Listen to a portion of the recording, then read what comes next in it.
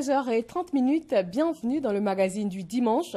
Aujourd'hui, nous nous intéressons à l'éducation nationale, principalement aux réformes qui sont en cours depuis maintenant 4 années.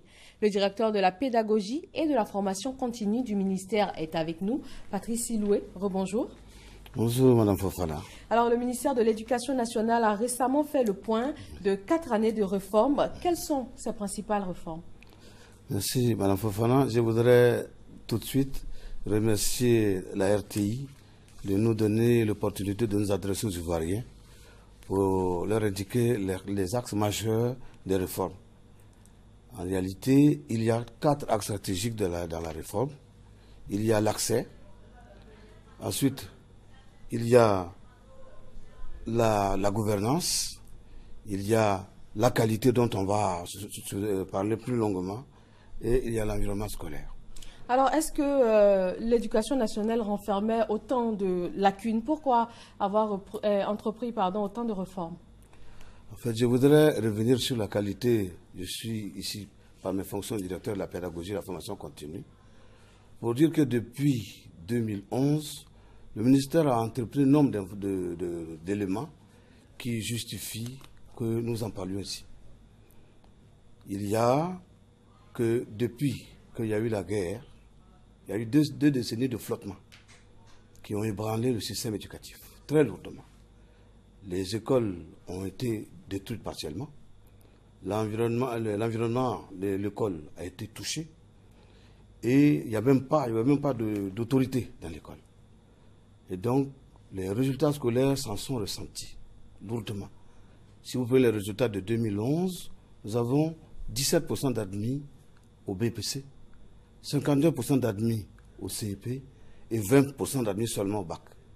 Pour un système où il y a beaucoup de moyens qui ont été mis en disponibilité, les autorités ont donc pris le taureau par les cornes et ont entrepris des réformes. Donc oui, on peut dire qu'il y avait des insuffisances qui méritaient que des réformes soient entreprises. Monsieur Siloué, une des réformes qui fait grand bruit en ce moment, c'est celle des cours du mercredi matin dans l'école primaire. Nous allons tout de suite suivre un reportage et puis revenir en parler. Plus de repos les mercredis matins pour élèves et enseignants du primaire. Mercredi est désormais jour ouvrable, un jour inscrit sur le tableau des élèves et sur leur emploi du temps. Cette mesure gouvernementale a eu un écho favorable ici au groupe scolaire Djeloukou dans la commune d'Atekoubé. Élèves et enseignants sont en plein exercice. Depuis 7h30, les enfants sont arrivés et on a commencé à travailler. On a révisé la table de multiplication avec les enfants, la table par 2. Et ensuite, nous sommes en train de faire une dictée lacunaire. Aujourd'hui, mercredi, ma mère m'a réveillée pour venir à l'école et pour venir étudier avec ma maîtresse et tous mes amis. Dans cette autre classe, toujours au groupe scolaire Djeloukou, ce premier mercredi de la rentrée scolaire est consacré à la distribution de kits. Nous avons respecté la consigne donnée par le ministère. Nous sommes là et on nous a demandé de distribuer les kits aux enfants ce matin, aujourd'hui mercredi. C'est ce que nous sommes en train de faire. Pour un suivi effectif des cours de mercredi, le COGES est aussi sur le terrain. J'ai visité toutes les classes, tous les enseignants sont là, les directeurs sont là, ils sont en train de faire les cours. Vraiment, je suis très content. Chaque semaine, je fais une visite à l'école, chaque 2 jours. Mais mercredi, je vais prendre encore pour venir vérifier si vraiment tout se passe bien. Au groupe scolaire Amondabi Catherine, dans la commune du Plateau, élèves et enseignants ont aussi répondu à l'appel. J'avoue que ce n'était pas dans mes habitudes. Normalement, les mercredis, je viens pour mettre de l'ordre dans le bureau. Voilà, pour la tâche administrative. Mais aujourd'hui, je me retrouve en classe avec les enfants. Le mercredi, c'est nouveau. Avec ce nouveau programme scolaire, le volume horaire d'apprentissage passe de 832 heures à 990 heures par an. Voilà, nous l'avons vu, les habitudes sont en train de changer. Mais M. Siloué, à quoi répond cette réforme, particulièrement pour les mercredis matins? Madame, je voudrais m'adresser aux Ivoiriens pour leur dire que c'est une seule raison. C'est d'accroître le temps d'exposition des enfants à l'apprentissage. En tout cas, tout le monde a constaté, et nous allons donner des chiffres tout à l'heure, que lorsqu'un enfant dispose d'assez de temps pour apprendre avec son maître, il donne de meilleurs résultats. les dernières évaluations qu'on a eu à faire dans les pays francophones, qui sont au nombre de 44, en 2011, la Côte d'Ivoire était le dernier pays, sur 44. En termes de résultats? En tant que résultat, c'est les élèves de CP1 à qui on a appris à lire et écrire, on voulait vérifier s'ils savaient lire et écrire. La Côte d'Ivoire était le dernier pays dans toute la francophonie. 2 ans après, le même constat. Et le ministère a pris sur lui de faire ce qu'on appelle des tests. Et on a constaté au cours de ces tests qu'en réalité, il manque du temps à nos élèves pour apprendre. Les pays voisins, le Burkina, le Mali, ils ont plus de 1000 heures d'apprentissage par an. Nous en étions à 832, même 675 en 2009. On est passé à 832 l'année passée et cette année, nous sommes à 990 heures.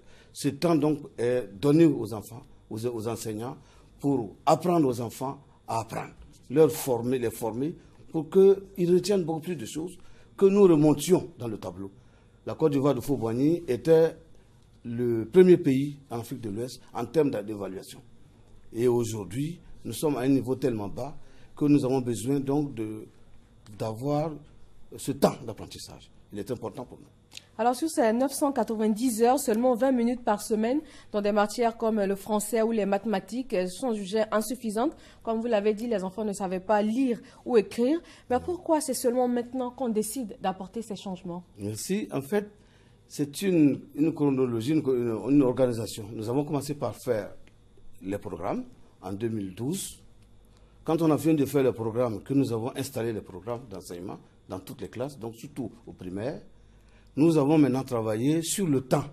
Nous avons accordé 90% du temps d'apprentissage à des langues très importantes, des matières très importantes comme le français, les mathématiques et les sciences, parce que c'est là le soubassement de la formation. Quand un élève ne sait pas parler français, ce n'est même pas la peine de lui apprendre l'histoire et la géographie. Donc, lorsqu'on a atteint cela, nous passons maintenant à un réglage plus fin et très important, qui est le temps d'apprentissage. Et là, jusqu'à présent, certains cours de français, certains cours de maths, avec 15 minutes. Pendant 15 minutes, qu'est-ce que vous allez faire? C'est pour ça que nous avons recouru donc au mercredi, pour que le mercredi serve de moment, pour que les élèves aient plus de temps d'apprendre. Et on va passer des séquences de 15 minutes à des séquences de 40 minutes, à des séquences de 45 minutes, voire même d'1 heure. Ça dépend donc des disciplines. Avec ces explications, cela semble clair, mais certains enseignants s'en plaignent. Pourquoi ces plaintes? Qu'est-ce qui pose problème dans la mesure? Nous-mêmes sommes un peu étonnés parce que justement, nous avons rencontré les syndicats, en tout cas à travers leurs syndicats, par 2 fois. Et par 2 fois, au cabinet de Madame la ministre et ici à Cocody, au Centre national de matériel scientifique, pas loin d'ici, les enseignants ont reconnu le bien fondé de la mesure. Ils nous ont dit, mais monsieur, nous-mêmes au primaire, depuis 20 ans, nous faisons des cours tous les mercredis. Des cours payants? Des cours payants. Mais si l'État veut le faire, nous accompagnons, nous applaudissons des 2 mains. Donc nous sommes un peu surpris que là où eux-mêmes, depuis 20 ans, font des cours, aujourd'hui ils s'en plaignent. Je pense qu'en fait, ce n'est pas tout le monde. C'est une frange très infime des instituteurs qui se plaignent. La preuve, la visite sur le terrain, les 2 derniers mercredis, ont montré que 90% des enseignants étaient en poste. Et les parents d'élèves et les élèves eux-mêmes étaient là également. C'est donc la preuve qu'en fait, il y a des gens qui se plaignent, mais très rapidement, ils vont comprendre que c'est dans l'intérêt général de nos enfants, de notre école, que la décision est prise. Donc on peut dire que ce sont tout simplement ces cours du mercredi payants là qui viennent d'être officialisés? On peut le dire comme ça, mais nous souhaitons rester dans le fait que les cours du mercredi sont une décision gouvernementale.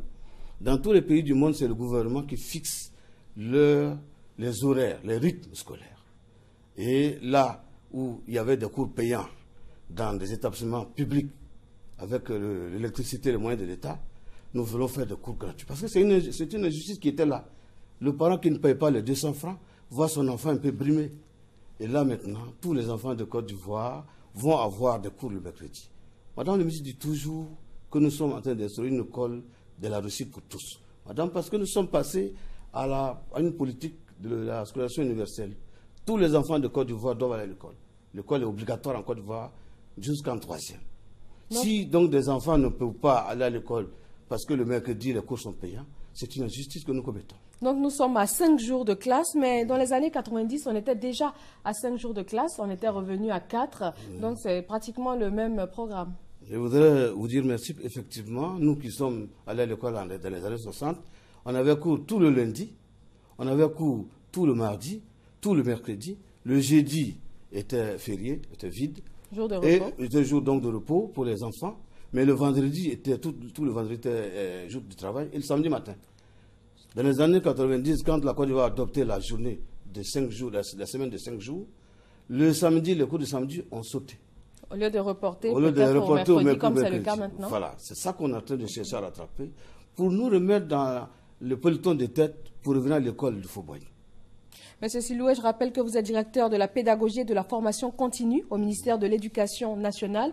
Nous allons maintenant parler du volume horaire. Quels sont les standards internationaux en la matière et quels sont, vous avez dit qu'en Côte d'Ivoire, nous étions à 990 heures maintenant avec cette réforme. Quels sont les standards internationaux? Les standards internationaux, c'est ce qui se pratique dans la plupart des pays aujourd'hui, de l'OCDE, d'Afrique et du monde. Il faut 1000 heures en moyenne par an à un enfant du primaire pour qu'il retienne quelque chose. Je voudrais m'adresser aux Ivoiriens. Beaucoup de moyens ont été mis à la disposition du ministère, je dois le signaler. 19 000 classes ont été construites, 170 collèges, 100 logements de maîtres.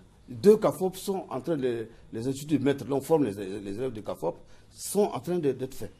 Donc, face à ces moyens, la Côte d'Ivoire a seulement 990 heures, là où tous les autres ont mis. Je regarde mon document pour vous signaler qu'au Sénégal, ils ont 1152 heures. Au Togo, au Burkina, ils ont 1150 heures. En Guinée, 1020 heures. Vous voyez, donc nous sommes le seul pays africain où on n'a même pas les 1000 heures.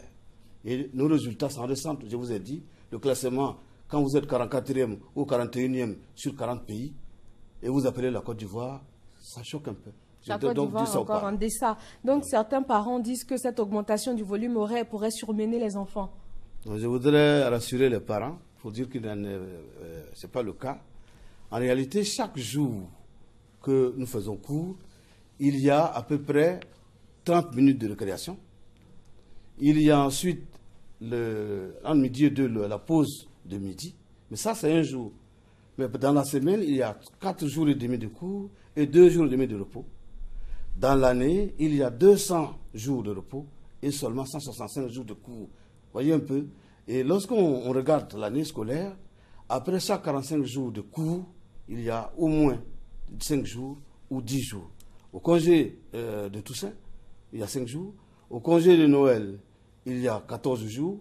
Au congé de février, il y a 5 jours. Et encore au congé de Pâques, il y a 14 jours. Et les grandes vacances, c'est 3 mois. Aucun risque d'être surmené alors? Non, non, vraiment. Merci à vous. Et puis, vous. si c'était le cas, on aurait pu le constater, puisque les élèves font déjà cours tous les mercredis. Pourquoi ils ne sont pas surmenés? Les parents peuvent rester tranquilles. Nous y veillons particulièrement. Merci à vous, Patrice Siloué. Vous êtes le directeur de la pédagogie et de la formation continue au ministère de l'Éducation nationale. Nous avons parlé des réformes entreprises dans l'éducation, en particulier l'instauration des cours les mercredis matins. Merci à vous tous de nous avoir suivis et très bon dimanche sur RTI 1.